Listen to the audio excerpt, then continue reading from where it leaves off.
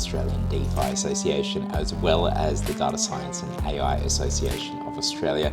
This is Emerging Tech Pulse number 13, and we're going to go through the AI and Web3 news of the week. So starting with the Web3 side, there's a whole heap of different events in the lead up to, during, and even after the South by Southwest that is coming to Sydney next week.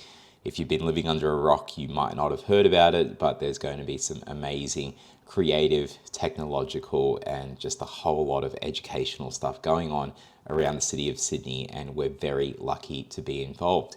So first of all, we have our own event on the 18th. You can see the details here.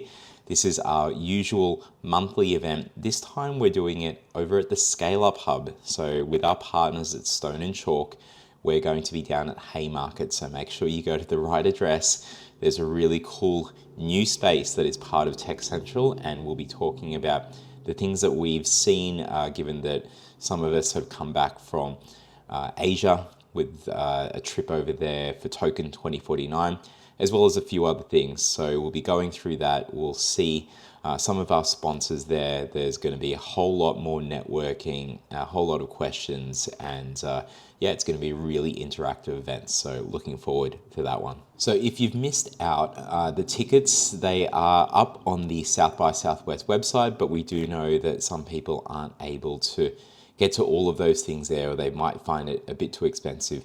Now, there are options, and we'll take a look at that later, but South by Southwest has partnered with Investment New South Wales and other venues and other places to actually put on these events. And New South Wales, Investment New South Wales is having their various events during that week across 3 days over at the New South Wales House, which is actually at the same place that we're going to do our meetup. So worth checking out. You can see the agenda here, and the link is in the newsletter. Speaking of events, there's a whole heap that are going on around Sydney, and one of them that we can see here is where our sponsors, Stables, are running something with Algo Hub, as well as BitGet, and that's over at our favorite venue of ours, Crypto Lulu. So that's at Bar Lulu over in the Rocks. If you remember, we did an NFT project for them for memberships. They also run pretty cool emerging tech events. We've run a number of events there, and we've seen others using that space to its full capacity, which is such a great venue. And yeah, make sure that if you're around on the 17th, that you get across to this event. Something that's really important is the way that we need to continually look at digitization and move away from manual and even paper processes. There is definitely still a need for this kind of stuff, but the more that we have these manual processes, the more it makes it really hard to do things. And I think that there's this opportunity right now to look and embrace and do more with digitization. So here's an article from something that we saw on Bloomberg where we comment on the need for that kind of stuff. So if you're interested, check that out.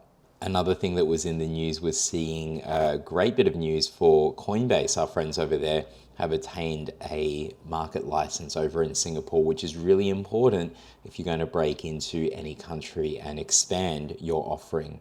So make sure to check that one out, and congratulations to Team Coinbase. And now we head over to the AI news with AI Chronicles. One of the first things to highlight was this bit of news here from Ali Miller. She is one of the top voices on LinkedIn when it comes to AI.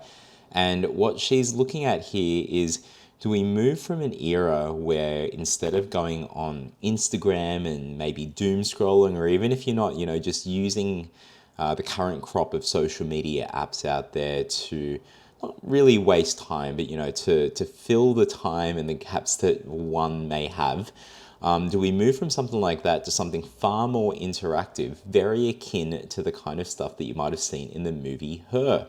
So in that movie, Joaquin Phoenix lives in this, I wouldn't call it dystopian, but a kind of future where the chatbots, the Siris, the Alexas are a lot smarter, they're a lot more personal, and a lot more interactive.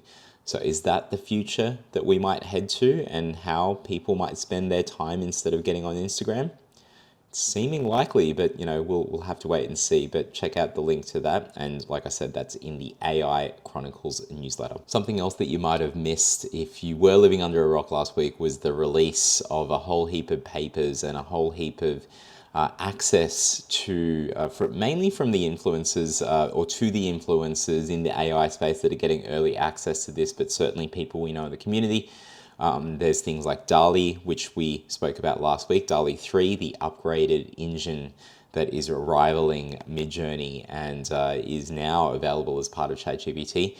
There was a whole lot of talk about vision as well. And the idea being that you can take a photo and using ChatGPT, because it's now multimodal, it's able to understand the context of that photo, and using GPT, you can actually ask questions of it. So people were showing where you take photos of a bicycle, how to repair certain parts on it. Or in this case, as you can see here, a photo of a really confusing sign, which you might be able to get the understanding of when you can park there, but instead, within a few seconds, you have ChatGPT in that multimodal view, understanding the context of the image and actually giving you details and giving you the answers that you need as to when you can actually park there. So amazing stuff. This is a LinkedIn post about all the different use cases for vision, so make sure to check that out. Speaking of DALL-E 3, this is a video from Matt VidPro, who goes through the news of the week, the latest in AI updates, a whole lot of stuff there on the latest from OpenAI, as well as much more, so worth checking out his videos if you haven't already. And another one that we always check out is the videos from Matt Wolf. As you can see here, he's got this article about the research that's gone into watermarking, and the idea that some of you might have heard about from many months ago was that how can you tell if something is a generated AI image, or maybe they might watermark it. Well, researchers have actually looked into that and found flaws in the premise around watermarking. They've found workarounds. They've even found a way that there might be an issue with false positives. So images that are not actually created by AI, but are seeing addings of the watermark feature there that could turn them into these false flags where people's artwork gets detected for AI imagery, but it really isn't. So going both ways there. So the current proposals or the current systems that are out there for watermarking, it seems like they've got their issues and workarounds. Obviously, that will continue to be upgraded. They'll probably, just like we have with virus and antivirus kind of software, a bit of back and forth.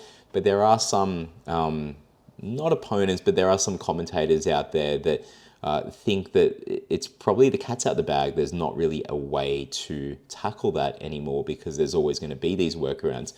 Anyway, we'll see what happens there. If you know the blockchain space, in terms of rewarding, the concept of DAOs and fair reward structures for usage of things really comes into play. We've seen people talk about that kind of stuff. So it's certainly something that might be raised here. Anyway, folks, that's it for another week of the Emerging Tech Pulse. We'll see you next week. It'll be the week of South by Southwest Sydney. A whole lot of stuff going on, and we look forward to seeing you there.